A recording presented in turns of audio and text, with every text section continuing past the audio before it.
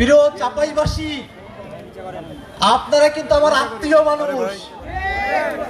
আমার শ্বশুর বাড়ি আপনাদের চাপাইতে। আমার শ্বশুর বাড়ির এলাকার মানুষ।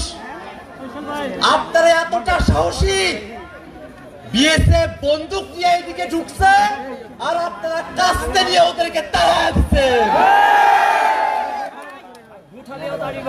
দিল্লি না ঢাকা, এই স্লোগানটা সব থেকে বেশি ধারণ করে চাপাই নবাবগঞ্জের মানুষেরা। শেখ হাসিনা মাঝে মাঝে টুপ করে ঢুকে পড়তে চায় না। চাপাইয়ের মানুষেরা বলে শেখ হাসিনা ঢুকুক, ওরে ধরে আম গাছে বাইদা রাখা হবে, গণহত্যার বিচার করা হবে। বাংলাদেশের মানুষের উপরে দীর্ঘ সময় ধরে এই আওয়ামী লীগ, এই ফ্যাসিবাদী, এই স্বৈরাচারীরা যে নির্মম নির্যাতন করেছে, সেই নির্যাতনকে সায় দিয়ে দিল্লির সরকার বাংলাদেশের সীমান্তবর্তী এলাকাগুলোতে, এই চাপাইতেও মাঝে মাঝেই তারা চাপাইয়ের মানুষদেরকে সীমান্তে এসে গুলি করে হত্যা করেছে। বাংলাদেশের মানুষের লড়াই মানবিক মর্যাদা প্রতিষ্ঠার লড়াই।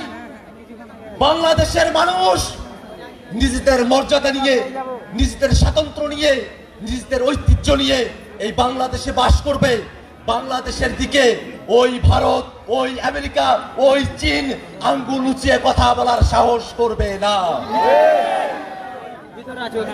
আপনারা চাপাইয়ের মানুষেরা দীর্ঘ সময় ধরে আপনারা আঞ্চলিকভাবে বৈষম্যের শিকার হয়ে এসেছেন, রাজনৈতিক বৈষম্যের শিকার হয়ে এসেছেন।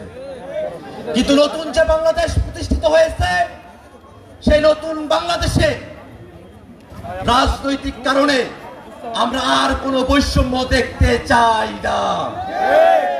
যে রক্ত, যে শ্রম, যে জীবনের বিনিময়ে নতুন বাংলাদেশ প্রতিষ্ঠিত হয়েছে, সেই নতুন বাংলাদেশ আর পুরনো সিস্টেমে, আর পুরনো কায়দায় চলতে পারে না।